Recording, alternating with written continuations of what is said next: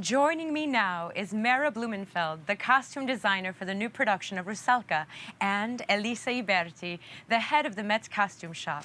Hello, ladies. Hi, welcome. It's so good to see you. Mara, Rusałka takes place in a fantastical world of wood sprites, witches, and other unusual creatures.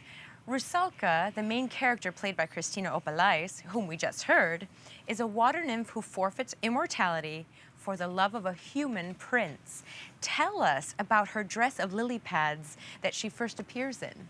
Well, what you're seeing our very talented artisans working on is her first costume, which is evocative of the idea of her being literally the water. In a lot of versions of Rusałka, she's often depicted as a mermaid.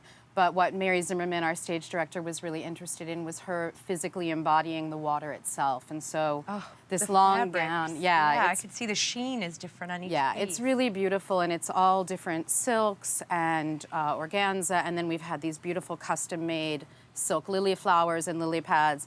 And the idea is that when we see her appear in the tree, that this dress cascades down the whole root structure of the tree, and we see her being connection to the water. World. Yeah. Wow. Yeah. Well, Elisa, it's the job of your team to execute Mara's designs.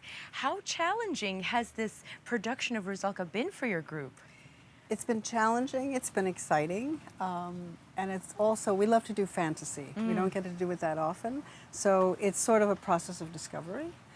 So this dress has gone from a very basic prototype to what you see right now. And on Monday, we will actually see it on stage.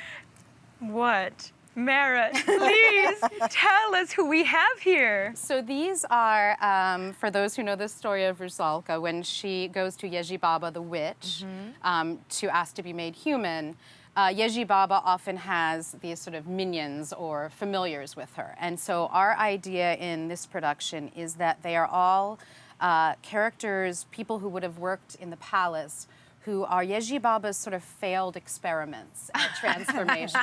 And so they're sort of half human, half animal. And what you're seeing is two of them, and one is a crow or a raven, and one is a rat. I noticed the detail. Are you sensitive to singers wearing them then Yes, designed? well these are actually being performed by some of our dancers, so they don't have to sing, but they do have to be able to see where they're going. Okay. And so you'll see that we've done very sort of clever panels where the performers can see and also breathe. And these were made by one of our makers in Chicago, a really talented Yay, Chicago! Yes, yay, Chicago. One of our very talented artisans named Elizabeth. Oh, well, I understand this is the costume for one of Rusałka's wood nymph sisters. Mara, tell us about this design and the little creatures in the headdress.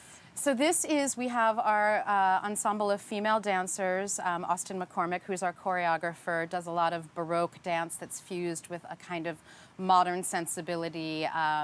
And we were interested in the idea of them, again, in the way that Rusałka embodies the water, they physically embody the woods and the twigs and the flowers. It's extraordinary, and I'm in awe of the creativity, the craftsmanship, and your vision. We're really excited to see Rusałka on February 25th.